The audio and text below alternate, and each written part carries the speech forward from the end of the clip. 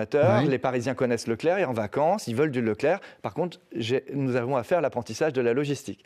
Donc on a 2 croisements, mais je crois que c'est la politique commerciale qui va l'emporter. Et alors, qu'est-ce que vous allez faire alors? Et donc, à partir du 26 mars, 26 beaucoup mars. plus tôt que ce que je vous avais dit antérieurement, parce qu'on est prêt. On est Oui. prêt. D'ailleurs, c'est ouvert là en circuit fermé.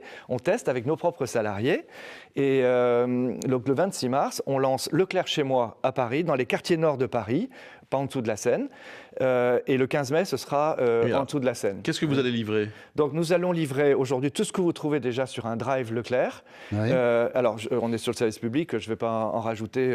On a déjà cité beaucoup de marques. Oui. Voilà. Et donc, non, mais j'ai ce souci vis-à-vis de vous et de votre direction et du CSA. Et donc, il y a déjà des sociétés de vente à domicile. Il y a déjà Cdiscount, Shop, etc.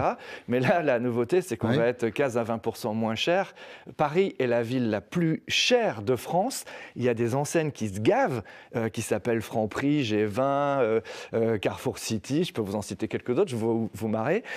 Mais c'est vrai que moi, je vis dans Paris. J'ai pas de chance d'avoir un Leclerc ou Maman Inter à côté de chez moi. Je vois bien que ces mecs, ils marchent plein pot, quoi.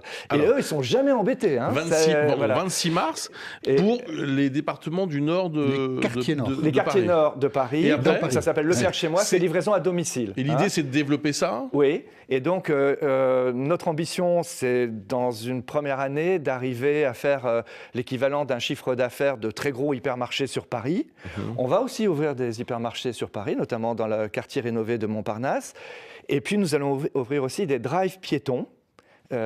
C'est-à-dire que les camions électriques livreront des entrepôts très simples où vous prendrez vos commandes avant de rentrer sous immeuble ou sous quartier, jusqu'à ce qu'on arrive, dans 2-3 ans, à livrer au bas des immeubles ou dans des entrepôts relais, puisque maintenant les architectes intègrent cette livraison à domicile dans les plans de construction des immeubles. Donc c'est une révolution parce que là où vous voyez que, je vais parler des politiques encore, de Madame Hidalgo, etc.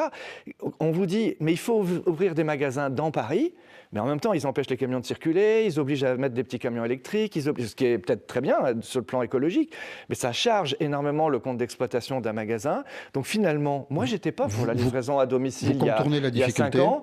Aujourd'hui, le coût du dernier kilomètre, comme on dit, il devient... Il est trop élevé, donc du coup... Aujourd'hui, il est moins élevé que de payer un fonds de commerce dans Paris.